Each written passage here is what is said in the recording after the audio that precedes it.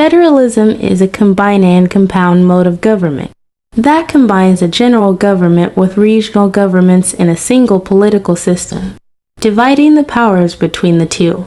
Federalism in the modern era was first adopted in the unions of states during the Old Swiss Confederacy. A presidential system, or single executive system, is a form of government in which a head of government, typically with the title of president, leads an executive branch that is separate from the legislative branch in systems that use separation of powers. This head of government is in most cases also the head of state. In a presidential system, the head of government is directly or indirectly elected by a group of citizens and is not responsible to the legislature, and the legislature cannot dismiss the president except in extraordinary cases. A presidential system contrasts with a parliamentary system, where the head of government comes to power by gaining the confidence of an elected legislature. In the United States, politics function within a framework of a constitutional federal republican presidential system, with three distinct branches that share powers: the U.S. Congress, which forms the legislative branch, a bicameral legislative body comprising the House of Representatives and the Senate; the executive branch, which is headed by the President of the United States, who serves as the country's head of state and government; and the judicial branch, composed of the Supreme Court and lower federal courts, and which exercises judicial power. Each of the 50 individual state governments has the power to make laws within its jurisdiction that are not granted to the federal government nor denied to the states in the U.S. Constitution. Each state also has a constitution following the pattern of the federal constitution but differing in details. Each have three branches: an executive branch headed by a governor, a legislative body, and judicial branch. At the local level, governments are found in counties or county equivalents, and beneath them individual municipalities, townships, school districts, and special districts. Officials are popularly elected at the federal, state and local levels, with the major exception being the president, who is instead elected indirectly by the people through the Electoral College. U.S. politics is dominated by two parties, which since the American Civil War have been the Democratic Party and the Republican Party, although other parties have run candidates. Since the mid-20th century, the Democratic Party has generally supported left-of-center policies, while the Republican Party has generally supported right-wing ones. Both parties have no formal central organization at the national level that controls membership, elected officials, or political policies.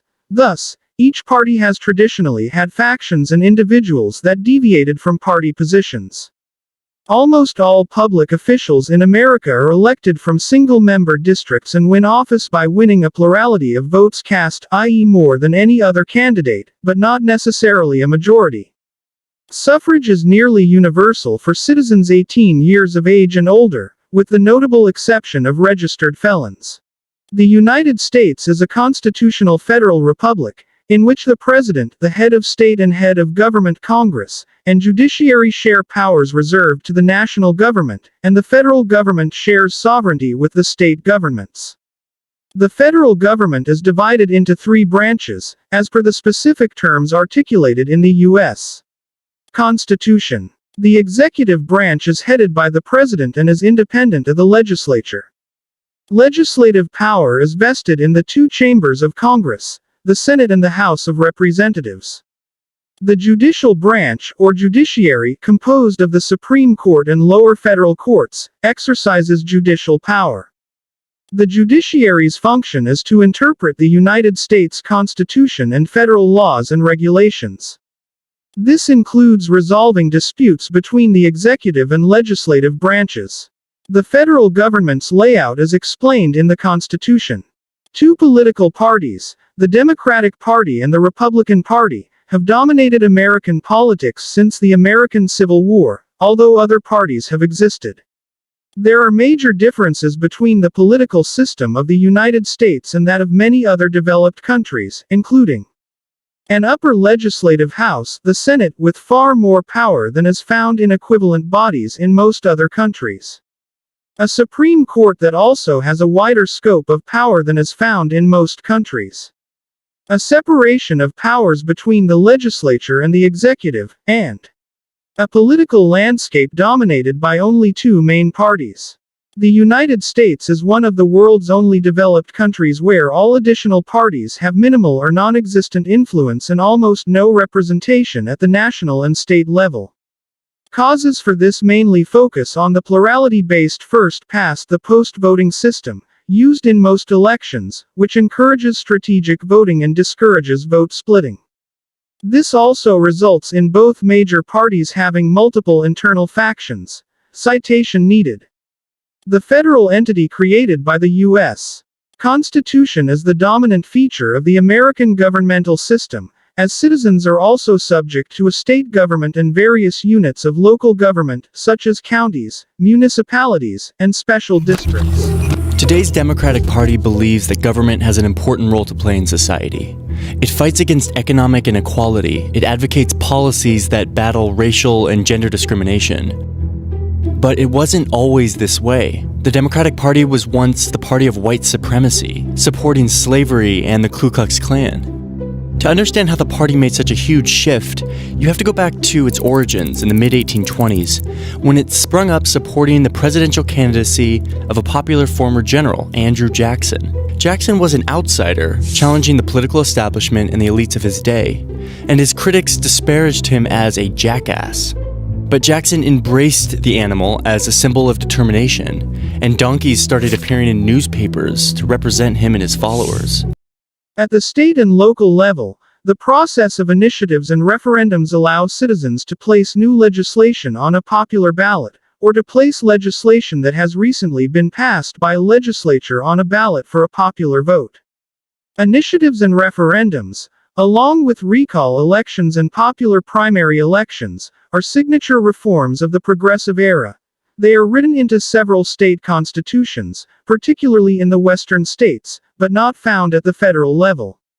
Local government. The United States Census Bureau conducts the census of governments every 5 years, categorizing 4 types of local governmental jurisdictions below the level of the state.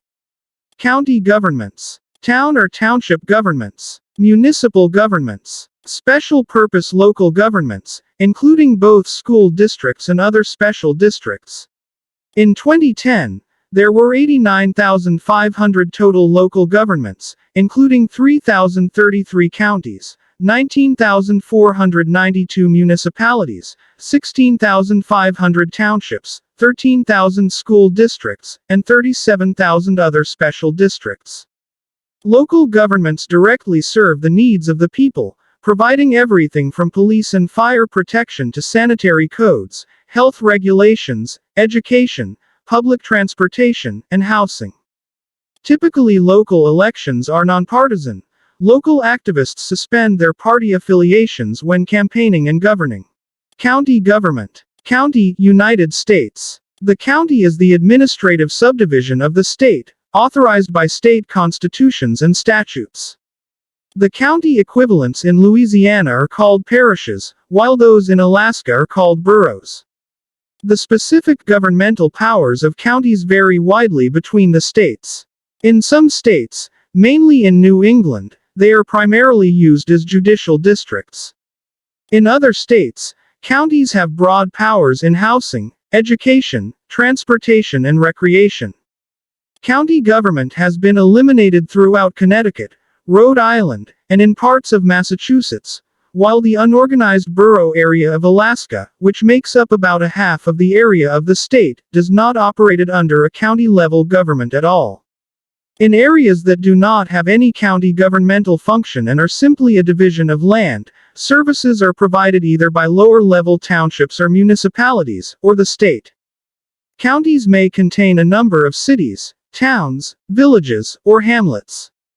Some cities, including Philadelphia, Honolulu, San Francisco, Nashville, and Denver, are consolidated city counties, where the municipality and the county have been merged into a unified, coterminous jurisdiction. That is to say, these counties consist in their entirety of a single municipality whose city government also operates as the county government. Some counties, such as Arlington County, Virginia, do not have any additional subdivisions. Some states contain independent cities that are not part of any county, although it may still function as if it was a consolidated city-county. An independent city was legally separated from any county. Some municipalities are in multiple counties. New York City is uniquely partitioned into 5 boroughs that are each coterminous with a county. In most U.S. counties, one town or city is designated as the county seat, and this is where the county government offices are located and where the Board of Commissioners or Supervisors meets. In small counties, boards are chosen by the county. In the larger ones, supervisors represent separate districts or townships. The board collects taxes for state and local governments, borrows and appropriates money, fixes the salaries of county employees, supervises elections, builds and maintains highways and bridges, and administers national, state, and county welfare programs. In very small counties, the executive and legislative power may lie entirely with a sole commissioner, who is assisted by boards to supervise taxes and elections. Town or township governments. Civil township. Town or township governments are organized local governments authorized in the state constitutions and statutes of 20 northeastern and midwestern states, established as minor civil divisions to provide general government for a geographic subdivision of a county where there is no municipality. In New York, Wisconsin, and New England, these county subdivisions are called towns. In many other states, the term town does not have any specific meaning. It is simply an informal term applied to populated places, both incorporated and unincorporated municipalities. Moreover, in some states, the term town is equivalent to how civil townships are used in other states. Like counties, the specific responsibilities to townships vary based on each state. Many states grant townships some governmental powers, making them civil townships, either independently or as a part of the county government. In others, survey townships are non-governmental. Towns in the 6 New England states and townships in New Jersey and Pennsylvania are included in this category by the Census Bureau, despite the fact that they are legally municipal corporations, since their structure has no necessary relation to concentration of population, which is typical of municipalities elsewhere in the United States. In particular, towns in New England have considerably more power than most townships elsewhere and often function as legally equivalent to cities, typically exercising the full range of powers that are divided between counties, townships, and cities in other states. Township functions are generally overseen by a governing board, whose name also varies from state to state. Municipal governments. Municipal governments are organized local governments authorized in state constitutions and statutes, established to provide general government for a defined area, generally corresponding to a population center rather than one of a set of areas into which a county is divided. The category includes those governments designated as cities, boroughs except in Alaska, towns except in Minnesota and Wisconsin, and villages. This concept corresponds roughly to the incorporated places that are recognized in by the U.S. Census Bureau. Although the Census Bureau excludes New England towns from their statistics for this category, and the count of municipal governments excludes places that are governmentally inactive. About 28% of Americans live in cities of 100,000 or more population. Types of city governments vary widely across the nation. Almost all have a central council, elected by the voters, and an executive officer, assisted by various department heads, to manage the city's affairs. Cities in the West and South usually have nonpartisan local politics. There are 3 general types of municipal government: the mayor-council, the commission, and the council-manager. These are the pure forms. Many cities have developed a combination of 2 or 3 of them. This is the oldest form of city government in the United States and, until the beginning of the 20th century, was used by nearly all American cities. Its structure is like that of the state and national governments, with an elected mayor as chief of the executive branch and an elected council that represents the various neighborhoods forming the legislative branch. The mayor appoints heads of city departments and other officials, sometimes with the approval of the council, has the power to veto over ordinances, the laws of the city, and often is responsible for preparing the city's budget. The council passes city ordinances, sets the tax rate on property, and apportions money among the various city departments. As cities have grown, council seats have usually come to represent more than a single neighborhood. Commission. This combines both the legislative and executive functions in one group of officials, usually 3 or more in number, elected citywide. Each commissioner supervises the work of 1 or more city departments. Commissioners also set policies and rules by which the city is operated. One is named chairperson of the body and is often called the mayor, although their power is equivalent to that of the other commissioners.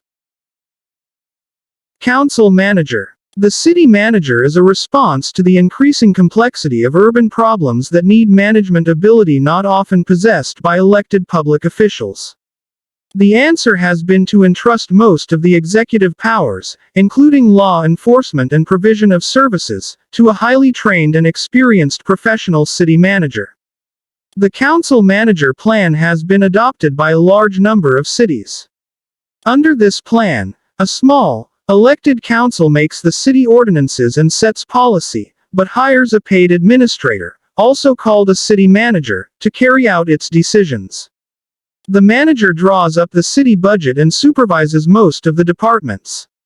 Usually, there is no set term. The manager serves as long as the council is satisfied with their work. Unincorporated areas. Some states contain unincorporated areas, which are areas of land not governed by any local authorities below that at the county level. Residents of unincorporated areas only need to pay taxes to the county, state and federal governments as opposed to the municipal government as well. A notable example of this is Paradise, Nevada, an unincorporated area where many of the casinos commonly associated with Las Vegas are situated. Special purpose local governments, special district, United States, and school district. In addition to general purpose government entities legislating at the state, county, and city level, special purpose areas may exist as well, provide one or more specific services that are not being supplied by other existing governments. 8. School districts are organized local entities providing public elementary and secondary education which, under state law, have sufficient administrative and fiscal autonomy to qualify as separate governments. Special districts are authorized by state law to provide designated functions as established in the district's charter or other founding document, and with sufficient administrative and fiscal autonomy to qualify as separate governments. 9. Known by a variety of titles, including districts, authorities, boards, commissions, etc., as specified in the enabling state legislation. Unincorporated territories. The United States possesses a number of unincorporated territories, including 16 island territories across the globe. These are areas of land which are not under the jurisdiction of any state, and do not have a government established by Congress through an organic act. Citizens of these territories can vote for members of their own local governments, and some can also elect representatives to serve in Congress, though they only have observer status. The unincorporated territories of the U.S. include the permanently inhabited territories of American Samoa, Guam, the Northern Mariana Islands, Puerto Rico, and the U.S. Virgin Islands, as well as minor outlying islands such as Baker Island, Howland Island, Jarvis Island, Johnston Atoll, Kingman Reef, Midway Atoll, Navassa Island, Palmyra Atoll, Wake Island, and others. American Samoa is the only territory with a native resident population and is governed by a local authority. Despite the fact that an organic act was not passed in Congress, American Samoa established its own constitution in 1967, and has self-governed ever since. Seeking statehood or independence is often debated in U.S. territories, such as in Puerto Rico, but even if referendums on these issues are held, congressional approval is needed for changes in status to take place. The citizenship status of residents in U.S. unincorporated territories has caused concern for their ability to influence and participate in the politics of the United States. In recent decades, the Supreme Court has established voting as a fundamental right of U.S. citizens, even though residents of territories do not hold full voting rights. Despite this, residents must still abide by federal laws that they cannot equitably influence, as well as register for the National Selective Service System, which has led some scholars to argue that residents of territories are essentially second-class citizens. The legal justifications for these discrepancies stem from the Insular Cases, which were a series of 1901 Supreme Court cases that some consider to be reflective of imperialism and racist views held in the United States. Unequal access to political participation in U.S. territories has also been criticized for affecting U.S. citizens who move to territories, as such an action requires forfeiting the full voting rights that they would have held in the 50 states. Elections. As in the United Kingdom and in other similar parliamentary systems, in the U.S., Americans eligible to vote for an individual candidate. There are sometimes exceptions in local government elections and not a party list. The U.S. government being a federal government, officials are elected at the federal, national, state and local levels. All members of Congress and the offices at the state and local levels are directly elected, but the president is elected indirectly, by an electoral college whose electors represent their state and are elected by popular vote. Before the 17th Amendment was passed, senators were also elected indirectly, by state legislatures. These presidential electors were originally expected to exercise their own judgment. In modern practice, though, the electors are chosen by their party and pledged to vote for that party's presidential candidate. In rare occurrences they may violate their pledge, becoming a faithless elector. Both federal and state laws regulate elections. The United States Constitution defines, to a basic extent, how federal elections are held, in Article 1 and Article 2 and various amendments. State law regulates most aspects of electoral law, including primaries, the eligibility of voters beyond the basic constitutional definition, the running of each state's electoral college, and the running of state and local elections. Suffrage. Who has the right to vote in the United States is regulated by the Constitution and federal and state laws. Suffrage is nearly universal for citizens 18 years of age and older. Voting rights are sometimes restricted as a result of felony conviction, depending on the state. The district, and other U.S. holdings like Puerto Rico and Guam, do not have the right to choose any political figure outside their respective areas and can only elect a non-voting delegate to serve in the House of Representatives. All states and the District of Columbia contribute to the electoral vote for president. Campaign finance. Successful participation, especially in federal elections, often requires large amounts of money, especially for television advertising. This money can be very difficult to raise by appeals to a mass base, although appeals for small donations over the internet have been successful. Opponents of campaign finance laws allege they interfere with the First Amendment's guarantee of free speech.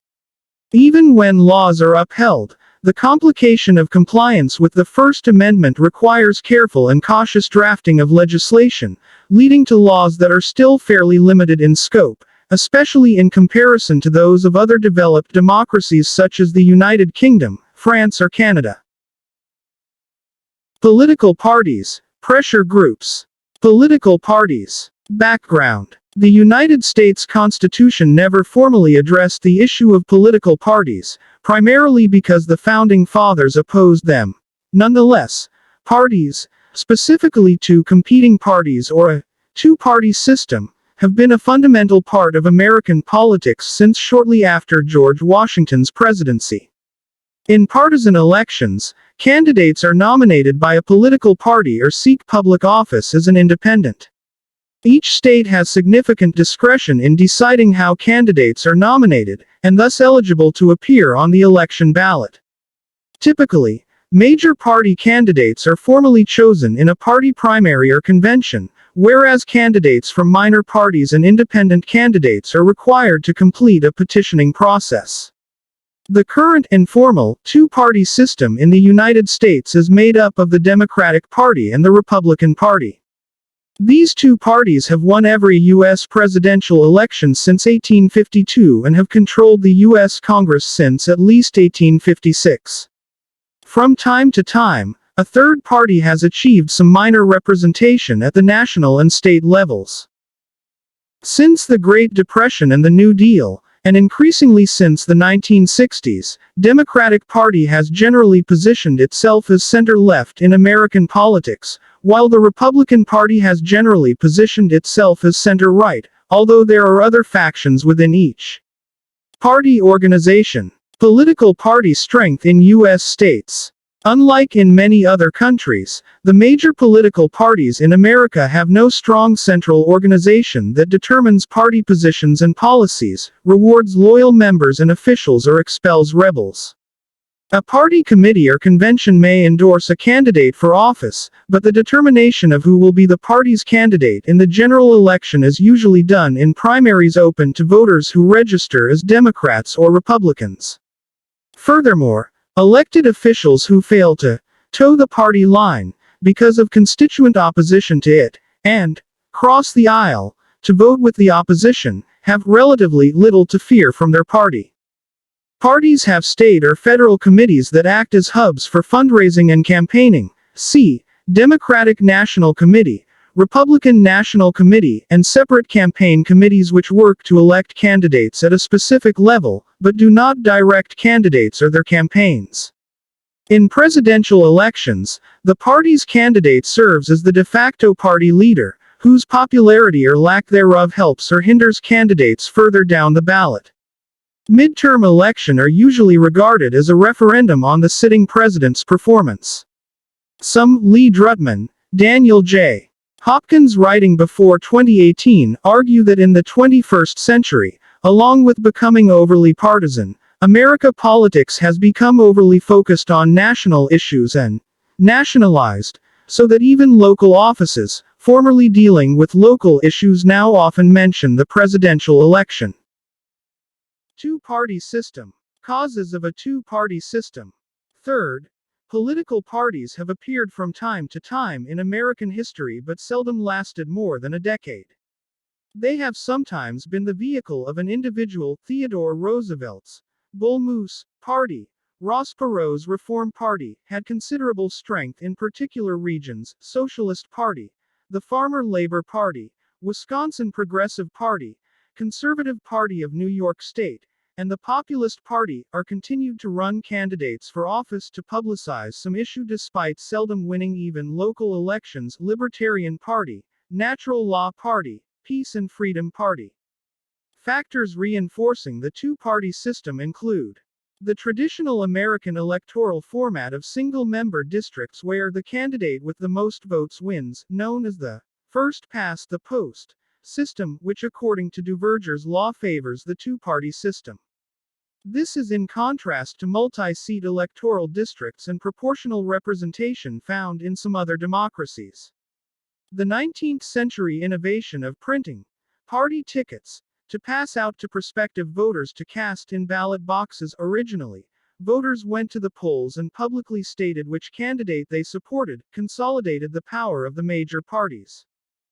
Printed party tickets, ballots, were eventually replaced by uniform ballots provided by the state, when states began to adopt the Australian secret ballot method. This gave state legislatures, dominated by Democrats and Republicans, the opportunity to hinder new rising parties with ballot access laws requiring a large number of petition signatures from citizens and giving the petitioners a short length of time to gather the signatures. Political pressure groups. Special interest groups advocate the cause of their specific constituency. Business organizations, for example, will favor low corporate taxes and restrictions on the right to strike, whereas labor unions will support minimum wage legislation and protection for collective bargaining. Other private interest groups, such as churches and ethnic groups, are more concerned about broader issues of policy that can affect their organizations or their beliefs. One type of private interest group that has grown in number and influence in recent years is the Political Action Committee or PAC. These are independent groups, organized around a single issue or set of issues, which contribute money to political campaigns for United States Congress or the presidency. PACs are limited in the amounts they can contribute directly to candidates in federal elections. There are no restrictions on the amounts PACs can spend independently to advocate a point of view or to urge the election of candidates to office. As of 2008, there were 4,292 PACs operating in the U.S. The number of interest groups has mushroomed, with more and more of them operating offices in Washington, D.C., and representing themselves directly to Congress and federal agencies. Many organizations that keep an eye on Washington seek financial and moral support from ordinary citizens. Since many of them focus on a narrow set of concerns or even on a single issue, and often a single issue of enormous emotional weight, they compete with the parties for citizens' dollars, time, and passion. The amount of money spent by these special interests continues to grow, as campaigns become increasingly expensive. Many Americans have the feeling that these wealthy interests, whether corporations, unions or PACs, are so powerful that ordinary citizens can do little to counteract their influences. A survey of members of the American Economic Association, i.e. the Association of Professional Economists, found the vast majority, regardless of political affiliation, felt the prevalence and influence of special interest groups in the political process led to benefit for the special interest groups and politicians at the expense of society as a whole. Religious groups. See also: religion and politics in the United States and Christianity in the United States. Despite the Constitution's First Amendment Establishment Clause, Congress shall make no law respecting an establishment of religion. Religious groups, primarily Christian groups for historical and demographical reasons, have often become political pressure groups and parts of political coalitions. In recent decades, conservative evangelical Protestants have been particularly active within the broader Republican Party. This influence has often translated into the passing of laws related to morality and personal conduct. State alcohol and gambling laws, for example, have been found to be more restrictive in states with a higher percentage of conservative Protestant Christians. History, development and evolution. Colonial history of the United States and 13 colonies. The American political culture is rooted in the colonial experience and the American Revolution. The colonies were unique within the European world for their relatively widespread suffrage provided to white male property owners, and the relative power and activity of the elected bodies they could vote for. These dealt with land grants, commercial subsidies, taxation, the oversight of roads, poor relief, taverns, and schools. Courts. Private lawsuits were very common, also provided Americans with experience in public affairs and law, and gave interest groups such as merchants, landlords, petty farmers, artisans, Anglicans, Presbyterians, Quakers, Germans, Scotch-Irish, Yankees, Yorkers, etc. control over matters left to the royal court, aristocratic families and the established church in Great Britain. Finally, Americans were interested in the political values of republicanism, which celebrated equal rights, civic virtue, and abhorred corruption, luxury, and aristocracy. Concepts of the Founding Fathers. Printed party tickets, ballots were eventually replaced by uniform ballots provided by the state, when states began to adopt the Australian secret ballot method. This gave state legislatures, dominated by Democrats and Republicans, the opportunity to hinder new rising parties with ballot access laws requiring a large number of petition signatures from citizens and giving the petitioners a short length of time to gather the signatures. Political pressure groups. Special interest groups advocate the cause of their specific constituency. Business organizations, for example, will favor low corporate taxes and restrictions on the right to strike, whereas labor unions will support minimum wage legislation and protection for collective bargaining. Other private interest groups, such as churches and ethnic groups, are more concerned about broader issues of policy that can affect their organizations or their beliefs. One type of private interest group that has grown in number and influence in recent years is the Political Action Committee or PAC. These are independent groups, organized around a single issue or set of issues, which contribute money to political campaigns for United States Congress or the presidency. PACs are limited in the amounts they can contribute directly to candidates in federal elections. There are no restrictions on the amounts PACs can spend independently to advocate a point of view or to urge the election of candidates to office. As of 2008, there were 4,292 PACs operating in the U.S. The number of interest groups has mushroomed, with more and more of them operating offices in Washington, D.C., and representing themselves directly to Congress and federal agencies. Many organizations that keep an eye on Washington seek financial and moral support from ordinary citizens. Since many of them focus on a narrow set of concerns or even on a single issue, and often a single issue of enormous emotional weight, they compete with the parties for citizens' dollars, time, and passion. The amount of money spent by these special interests continues to grow, as campaigns become increasingly expensive. Many Americans have the feeling that these wealthy interests, whether corporations, unions or PACs, are so powerful that ordinary citizens can do little to counteract their influences. Religious groups. Religion and politics in the United States and Christianity in the United States. Despite the Constitution's First Amendment Establishment Clause, Congress shall make no law respecting an establishment of religion. Religious groups, primarily Christian groups for historical and demographical reasons, have often become political pressure groups and parts of political coalitions. In recent decades, conservative evangelical Protestants have been particularly active within the broader Republican Party. This influence has often translated into the passing of laws related to morality and personal conduct. State alcohol and gambling laws, for example, have been found to be more restrictive in states with a higher percentage of conservative Protestant Christians. History, development and evolution. Colonial history of the United States and 13 colonies. The American political culture is rooted in the colonial experience and the American Revolution. The colonies were unique within the European world for their relatively widespread suffrage provided to white male property owners, and the relative power and activity of the elected bodies they could vote for. These dealt with land grants, commercial subsidies, taxation, the oversight of roads, poor relief, taverns, and schools.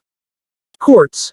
Private lawsuits were very common, also provided Americans with experience in public affairs and law, and gave interest groups such as merchants, landlords, petty farmers, artisans, Anglicans, Presbyterians, Quakers, Germans, Scotch-Irish, Yankees, Yorkers, etc. control over matters left to the royal court, aristocratic families and the established church in Great Britain. Finally, Americans were interested in the political values of republicanism, which celebrated equal rights, civic virtue, and abhorred corruption, luxury, and aristocracy. Concepts of the Founding Fathers. Two pivotal political ideas in the establishment of the United States were republicanism and classical liberalism. Central documents of American thought include the Declaration of Independence 1776, the Constitution 1787, the Federalist and Anti-Federalist Papers 1787-1790s, the Bill of Rights 1791, and Lincoln's Gettysburg Address 1863. Among the core tenets were consent of the governed.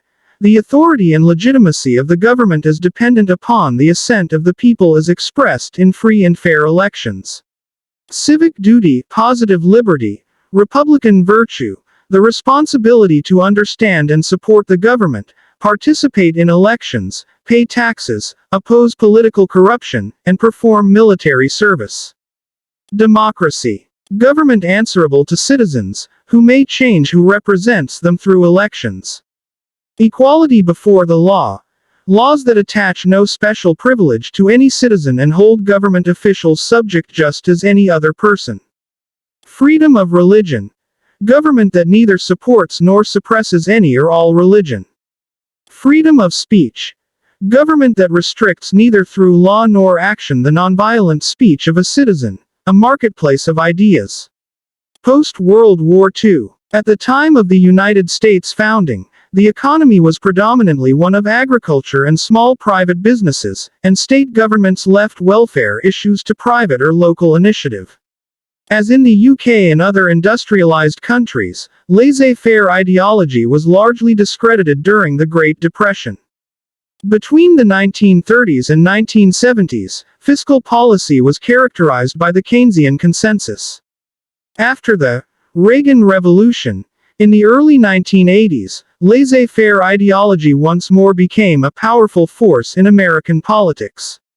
While the American welfare state expanded more than threefold after World War II, it held at 20% of GDP from the late 1970s to late 1980s. In the 21st century, modern American liberalism and modern American conservatism are engaged in a continuous political battle, characterized by what The Economist describes as greater divisiveness and close, but bitterly fought elections. Since 2016, the United States has been recognized as a flawed democracy in the Democracy Index by the Economist Intelligence Unit, partially due to increased political polarization.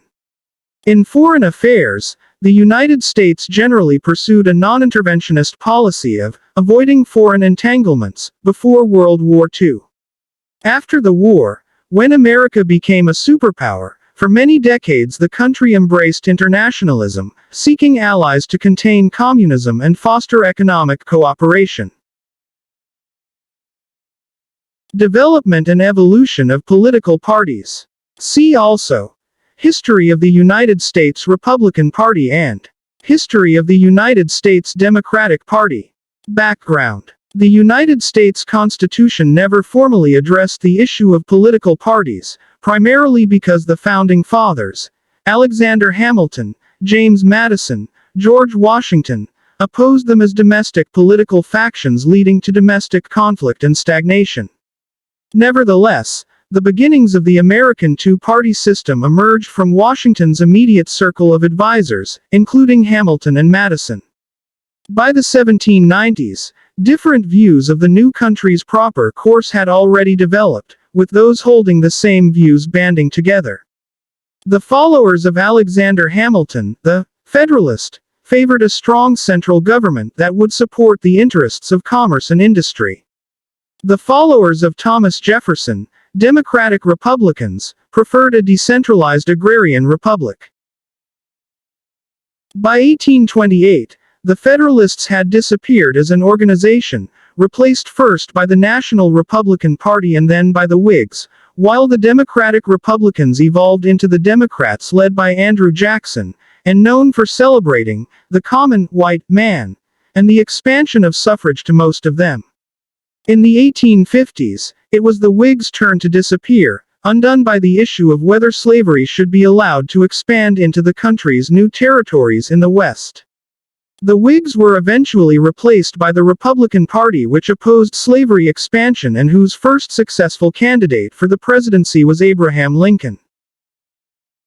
Democratic and Republican. In the 150-plus years since the Democratic and Republican parties have been America's two major parties, though their policies, base of support and relative strength have evolved considerably.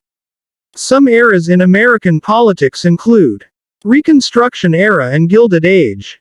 After the defeat of the Confederacy, the Republican Party, associated with the successful military defense of the Union and often known as the Grand Old Party, became the dominant party in America. The Democrats were dominant in the Solid South, i.e. solidly Democratic, where repressive legislation and physical intimidation of Jim Crow prevented the newly enfranchised African Americans from voting. They celebrated states' rights, a principle dear to the heart of segregationists. Nationwide Democrats supported cheap money and opposed banking and tariffs. Another element in its coalition were mostly urban Catholics. Third party system. The Progressive Era. Progressive programs, municipal reforms, civil service reform, corrupt practices acts, and presidential primaries to replace the power of politicians at national conventions, strove to clean up politics, revitalize democracy, bringing to bear scientific solutions to social problems.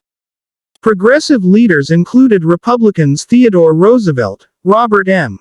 La Follette, and Charles Evans Hughes, Democrats William Jennings Bryan, Woodrow Wilson, and Al Smith. Fourth party system. The New Deal. These programs of Democrat President Franklin D. Roosevelt designed to deal with the disruption and suffering of the Great Depression, raising of the minimum wage, the establishment of the Social Security and other federal services, created a dramatic political shift in America.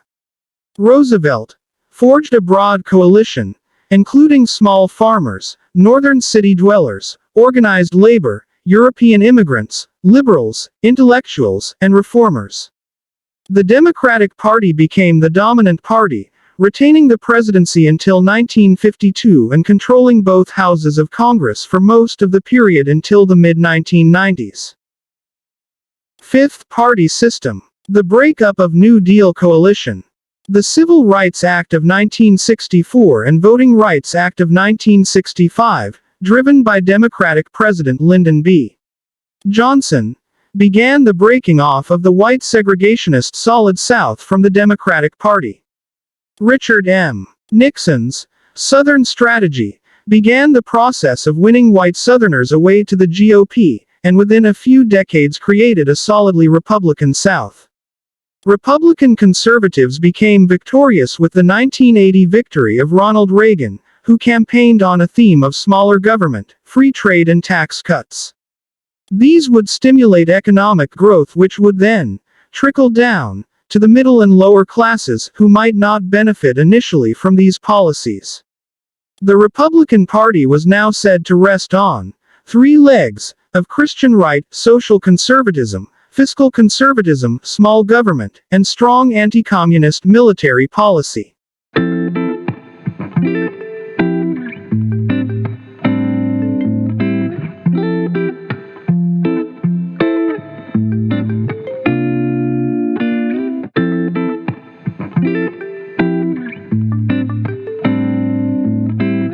Thank you so much.